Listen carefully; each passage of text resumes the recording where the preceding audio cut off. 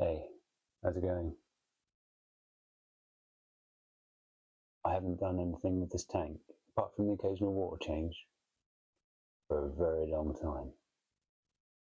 It once was quite a nice little setup, but now it's just a dumping ground and a little holding tank. The water's fine. I've done a few tests recently just to see what the quality's like, and it's been grand. There's no issues, it's just gone to ruin. I think it's time to do something about it.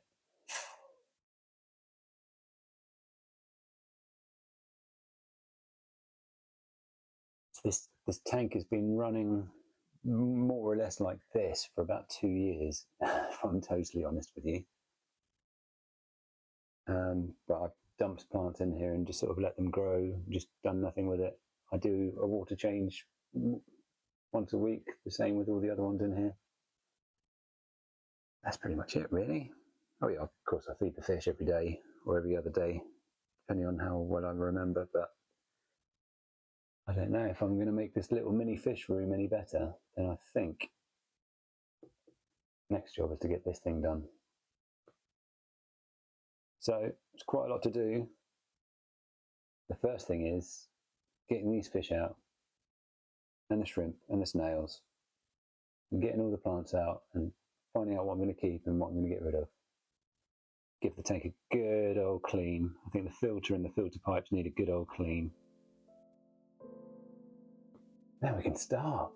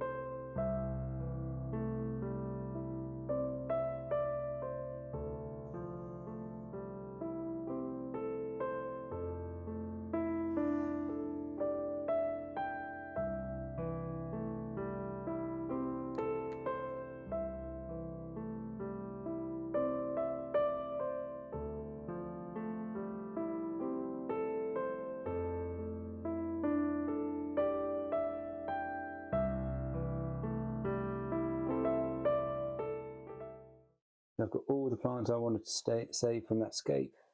They're all sitting now in this bucket, which is great, separated. Now all of this is basically one big mat of, I think it's weeping moss from a very, very old scape. And there's a few little plantlets of ferns, which I'm not too fussed about. I've saved a fair few, so I don't need any more.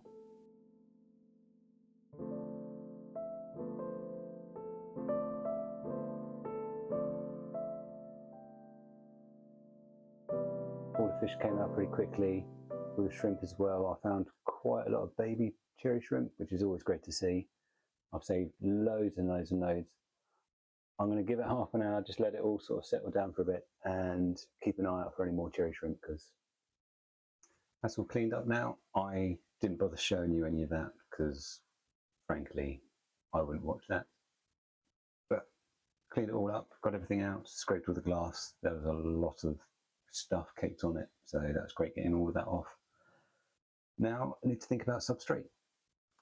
I'm going to put in half of one of these, all ground up across the bottom, and then I'm going to put in a few layers of this. This is alpine grit mixed with sand and aqua soil. This is all saved from my previous scape downstairs.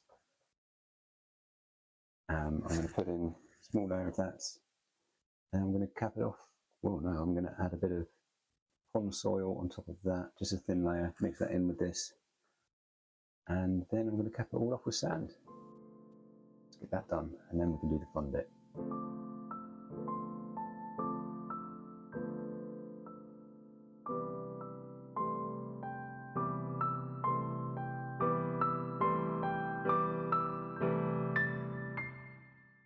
Now I've just got a small little layer of that old mix from the old aquarium.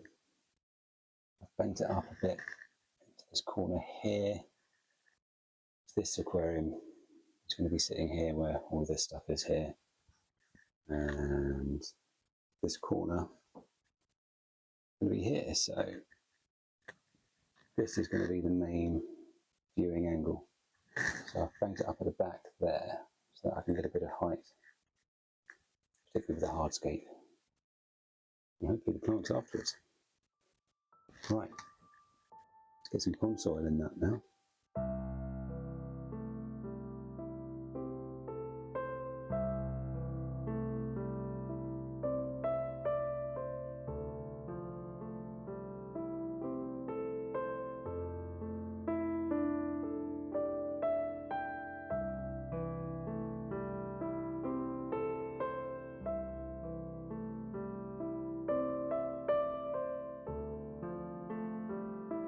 So there we go. Put a little bit in there. That's slightly over an inch. I think once I've got my hardscape in, I might put in some more gravel or something in this area. Now that's all in, we can start thinking about the exciting bit, the hardscape. I am wanting to do a triangle shape. So we're going to have a high concentration of hardscape and plants in this corner, and it's going to taper off this way. So we're going to have quite a lot of swim room in the front and over in this section here. Like I say, with quite a high concentration of plants and wood and stones and things like that here. I've got a few things that I want to consider as I'm building, particularly with the reflection on this panel. So that'll be something I'll try and talk about as I'm bringing the rocks in. But first I'm going to have a little play around with the wood. I've got two types of wood I might use. I'm not too sure which one I'm going to use, but I've got some of this stuff. This is manzanita. Some of it's a bit straighter than others. Some of it's quite nicely gnarled. I don't know how that's going to go, because that could be a really good option. We'll see. And I've also got quite a lot of this stuff. This is Redmore root, and some of it, when you first buy Redmore root, it's pretty orange, and as this settles into the tank, it grows a bit of a slime on it, but that slime's harmless, and if you have Otocinclus or snails or even shrimp, they all just seem to eat away at that. You can always scrape it off when you're doing a water change. But this is stuff that's been in a tank before, and it's sort of darkened right down. That's what it will look like eventually, which, if I put that over there, compare it to the manzanita, not too different. I mean, the manzanita's got a bit of a better shape, but this one's got quite a nice sort of trunk in the middle. I don't know, maybe I'll use a combination of the two. It might look weird for the first sort of few weeks, but once the Redmore root, if I use that, settles in, it will darken right down. I don't know yet. So now I'm going to start experimenting with the wood and see what we can come up with.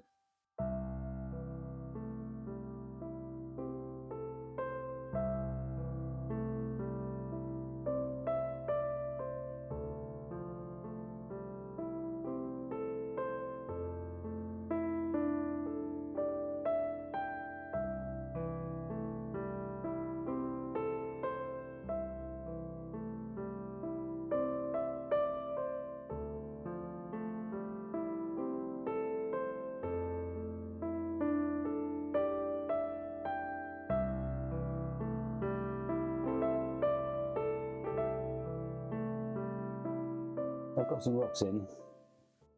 I want to make this one kind of point up a bit more of a dominant shape.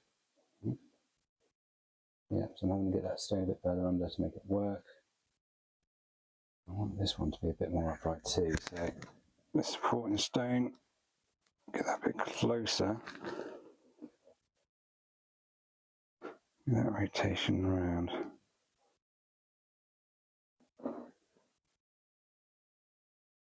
Back in the sand a bit around the back.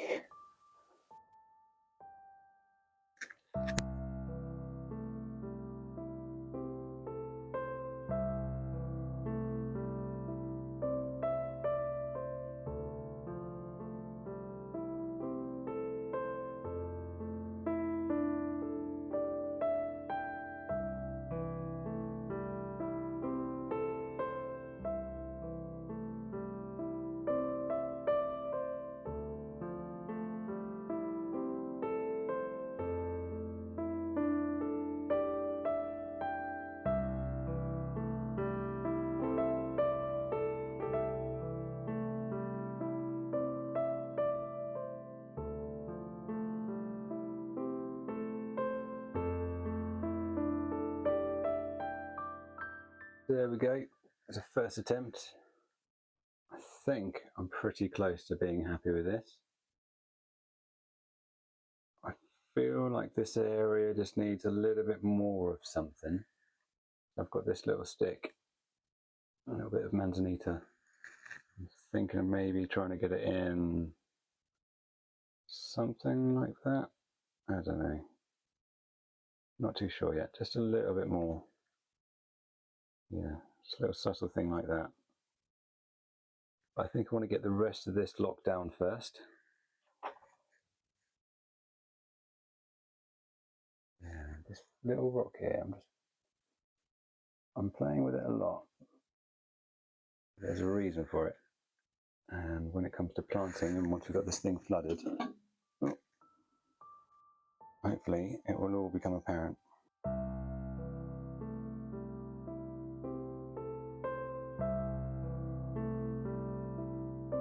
It's been a couple of days now since I've glued this all down, and it's all solid, giving it the tap, nothing's moving, which is good.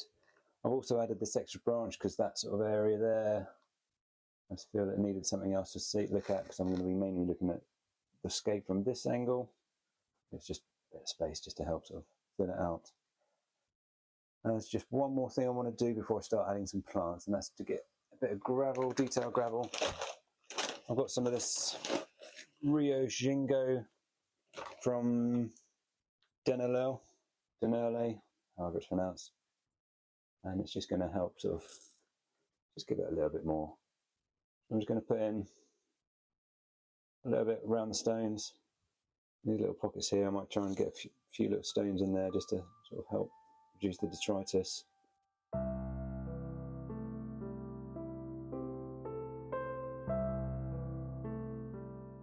There we go.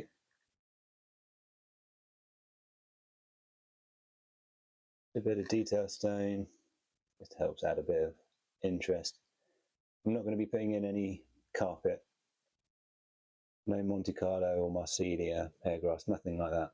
So just having this little bit of detail stone just helps break up the sand a bit. I've prepared the plants that I saved from this scape before I broke it down. Let's give you a quick outline of what I've got. I think the main plant is going to be this Java fern, and I've got a couple of small bits of trident fern that I'm going to sort of put in and around it just to bring a bit of leaf contrast to that area. I've got a big old bit of Bucephalandra that I bought off somebody off the internet.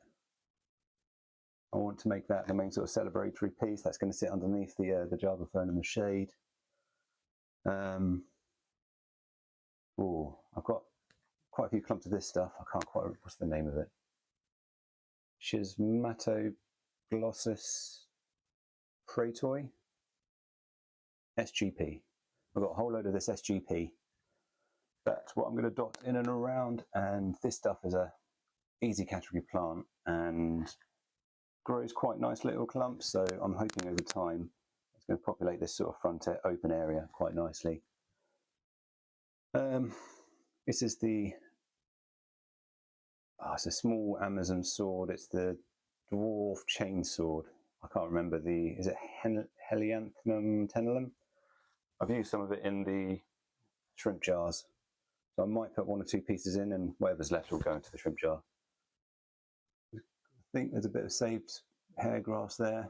I might put those bits in, just dotted around, just bring a bit of contrast, leaf-shaped contrast to the SGP.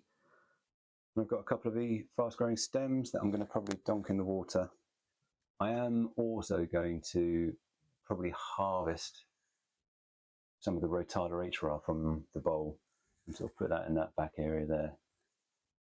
Just to help with everything. I mean, give it a bit of height at the back, a bit of colour hopefully, but also having some fast-growing stems in the tank is just really beneficial to the overall tank health. So, keep on misting your plants.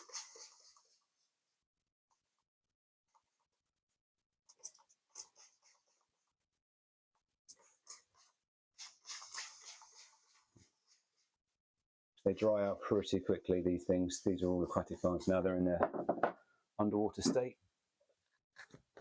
Let's go. Let's get this planted up. Let's get this filled up. Look at, first things first, I want to get the star of the show in. Go right here in the middle.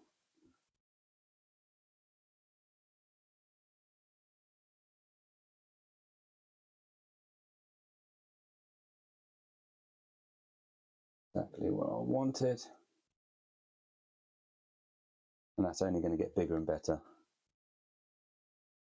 I'm now going to get this trident fern in. I'm going to try and sit it just underneath this main fern.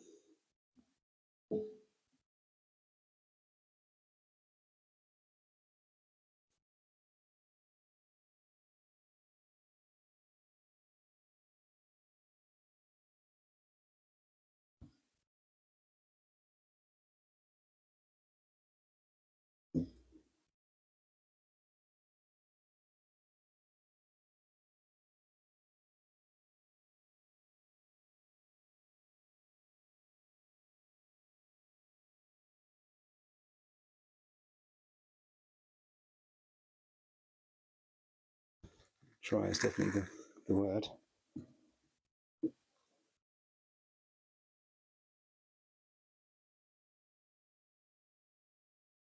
Now I'm going to get this bulbitis in. Not bulbitis. I'm now going to get this Bucephalandra in. Get this main piece in. I want this.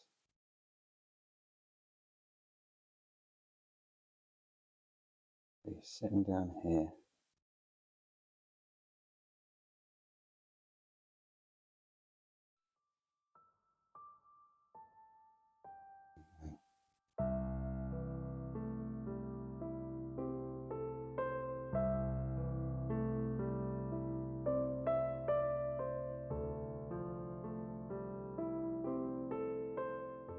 I've just found these small little bits of Amoebius, they're absolutely tiny, and this little piece of Bucephalandra. I don't know if you're really going to be able to see much of these, but I'm going to plop them in near the front, in the shaded bit.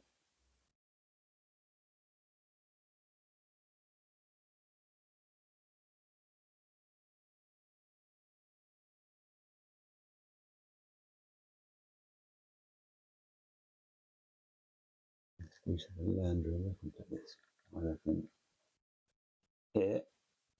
That's going to cover up that glue mark quite nicely. I'm now going to get this Schismatoglossus praetoi in.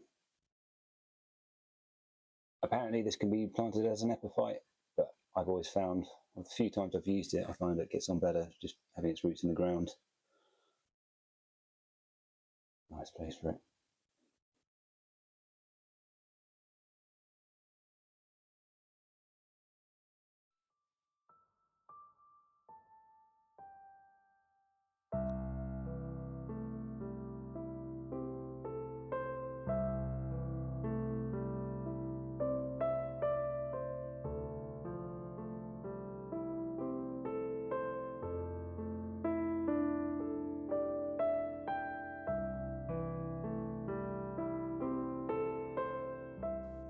But it needs a little bit more, so I've pinched a couple of tufts of this Marsilia from the jungle tank that I set up recently.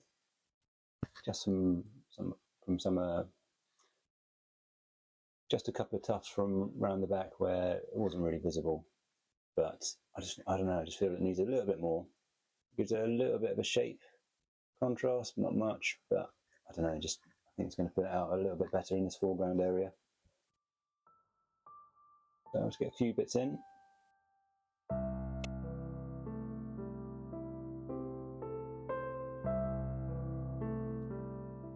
All the other tank lights have just come on, so everything's a lot brighter in here. Hopefully not going to be too distracting. Anyway, these are all now rapidly drying out.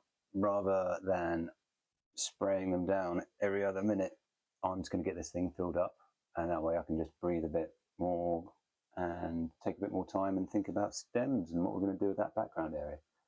But so far it's looking pretty good. It's nice and full in this area. We've got quite a lot of space over here and in the foreground, so quite a lot of space for the fish to swim. Get this filled up.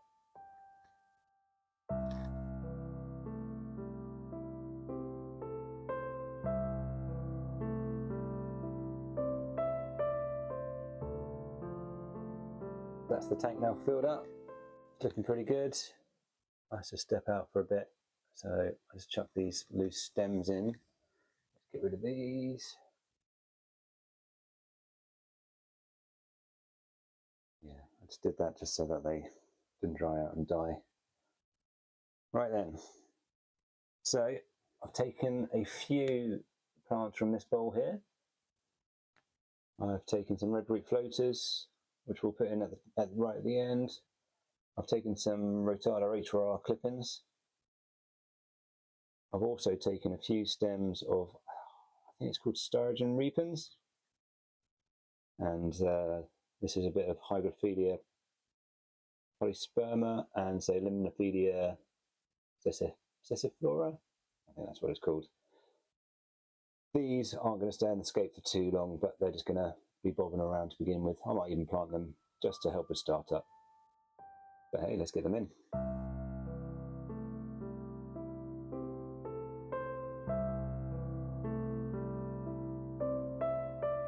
They're all planted in now, but we're not really going to see them for a month or two.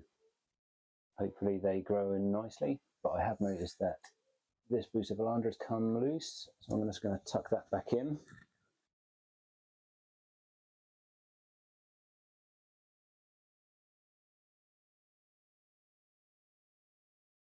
There we go, it's a bit more in line of where I wanted it to be. Have to keep an eye on that. The roots will eventually, hopefully, attach. This space here, just behind this stone in the background there, I want to get a couple of strands of this Sturgeon repens in there, just to sort of build a bit of a transition between the foreground and the background. Let's tuck that in there. I don't know if you're going to actually see that. It may take a month or two for you to be able to see that properly, but ooh, careful that light. Come on, AC, don't electrocute yourself. There we go. Another one there.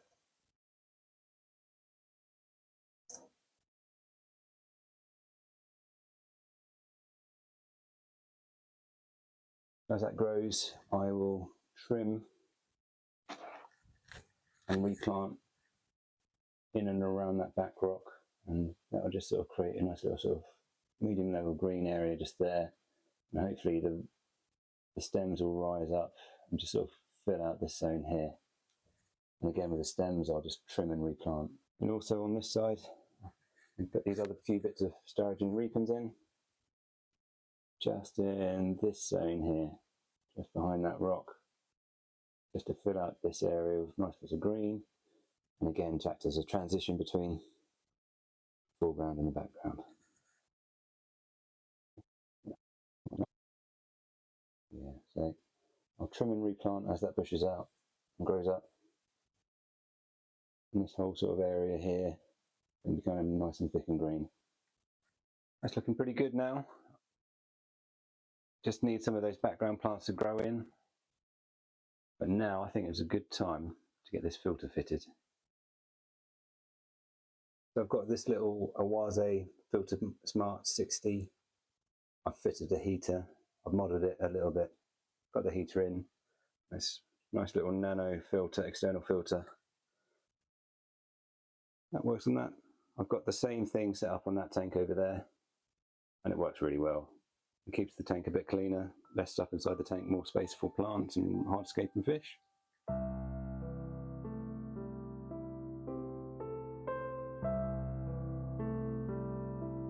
Now, because I know that I'm going to put shrimp in here, on the little inlet bit, I've cut a bit of foam out, and it's just going to sit in there, and it's going to stop any shrimp fry, small shrimp, baby shrimp fry, yeah, from getting sucked up and going into the filter. Plus, every time I do a water change, I'll clean that out so it acts as like a tiny pre-filter, like what you get on the larger ones.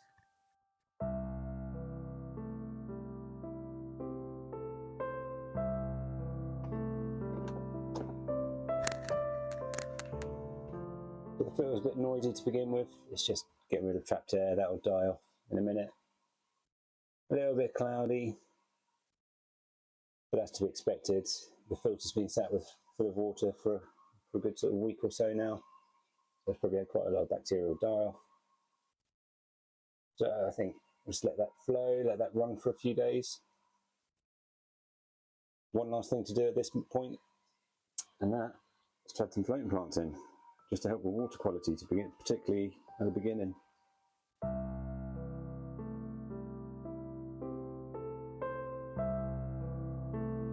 It's been a week now, and I've been doing my water changes every day.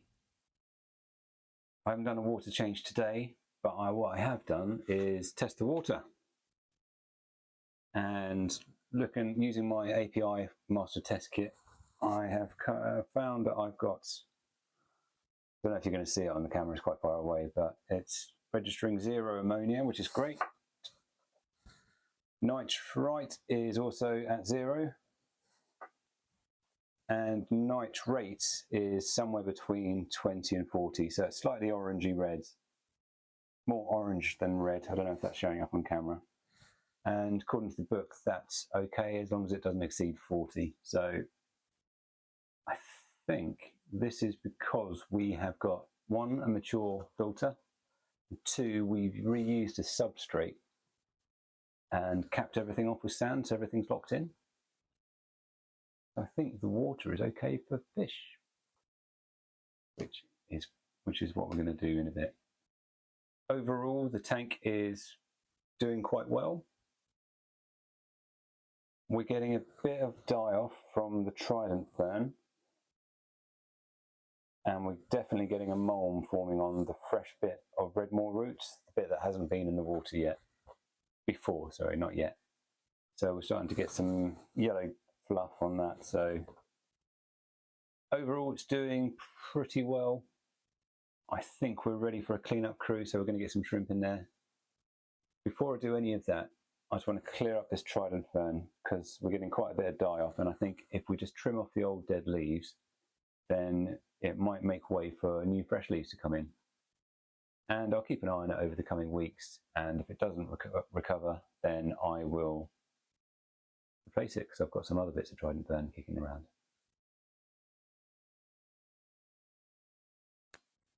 So as you can see, there we go, quite a bit of trident leaf going brown there and there, and that there was a little plantlet of fern that has also died off a bit. But all the other stuff is looking pretty good.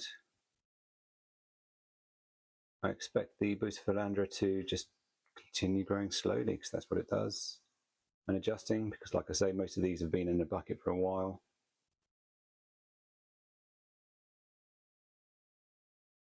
In a few weeks I'll get rid of the floating stem plants there, but I will keep an eye on these floating plants. I'll keep them in, but if they dominate this top too much, each time I do a water change I'll just whip a few out.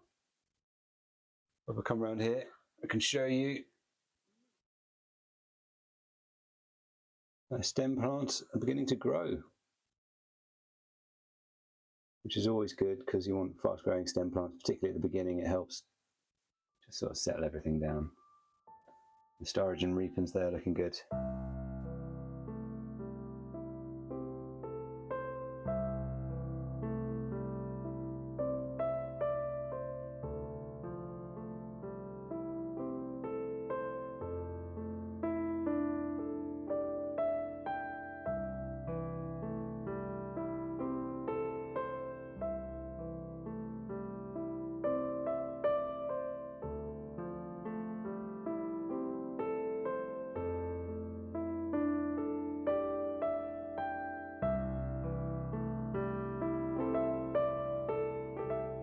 Right, so that, I've just had a quick clean up, just scrape the glass quickly as well as trim out those melted old leaves.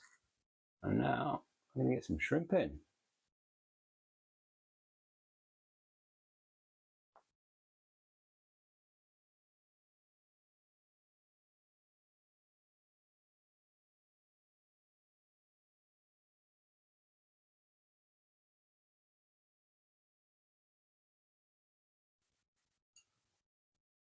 Now they've been in for a few minutes, they're all dotted around getting on with it. There would have been at least 15, maybe even 20 little shrimp there. Now we've got some fish. And what we've got going in now is we've got some chili and mosquito rasboras